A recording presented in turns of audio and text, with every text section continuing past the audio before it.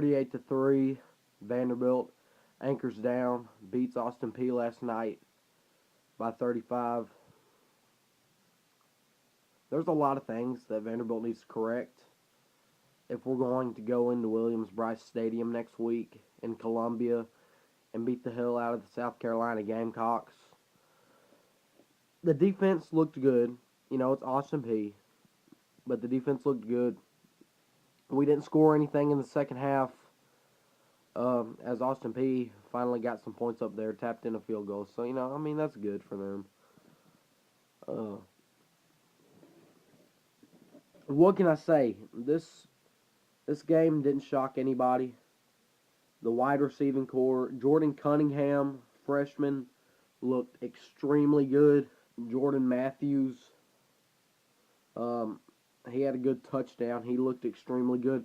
Jonathan Krause, filling in for the role of Chris Boyd pretty much. He looked good. The only thing is that in his 4-year tenure at Vanderbilt University, he has not had one touchdown.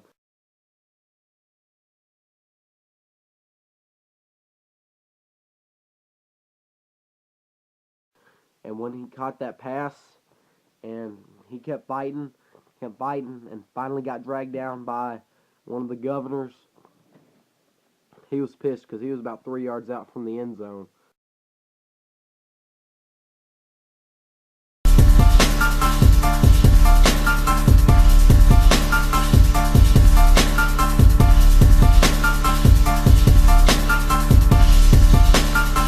He was pissed because he was that close to his first ever touchdown.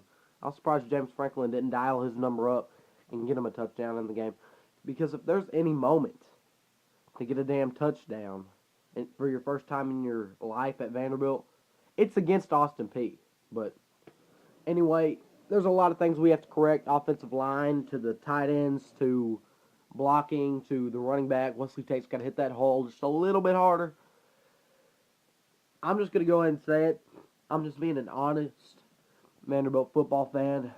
If we're going to beat South Carolina, we're going to have to play better than we did against Austin Peay. We're going to have to, you know, better teams will execute better and like to score up more and won't start off as slow on offense as we did against Austin Peay. You know, a weak defense. But if we're going to go into South Carolina and shock the Gamecocks, we're going to have to do better. We're going to have to execute better. Wide receivers, can't say enough about them. We got a very talented wide receiving core. Can't say enough about them. But overall, there's some other things we have to improve. Defense looked good, just a little tweaking, and we'll see what we can do in Columbia next Saturday. Go Doors.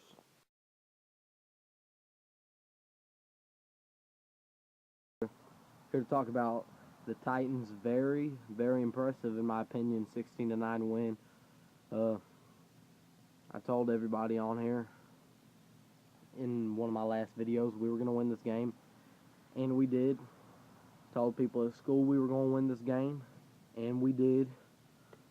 Let's talk about Locker. He started out slow, but for the most part, you can call him a game manager, but he didn't make mistakes, and he came up pretty big quite a few times. You may blame it on him when it was third down and we had a wide open Damian Williams cutting back to the sidelines for the first.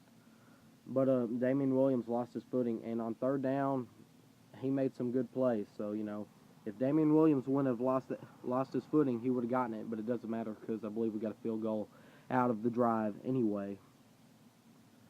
Defense looked great. How many times did we sack Ben Roethlisberger? Like 7. Defense looked phenomenal today. I can't say enough about that Titans two-tone blue defense. I know we got an interception out of Ben Roethlisberger, at least one.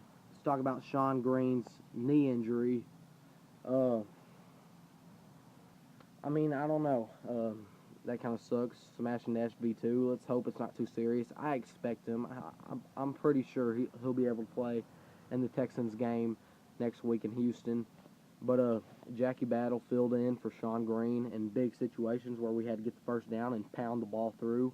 And Jackie Battle came up big. He looked good. And so, as one of the commentators said, we got a three-headed monster as a running backs. Got Chris Johnson, got Sean Green and Jackie Battle, who filled in for we have Jackie Battle, who filled in for Sean Green when he was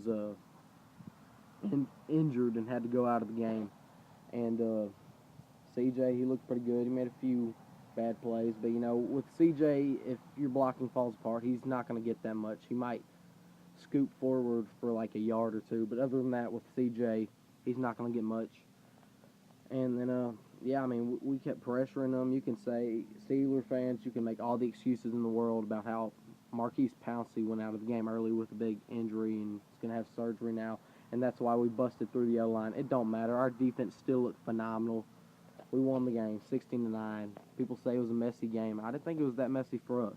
Messy for the Steelers, but not for us. What about that little iffy safety at the beginning?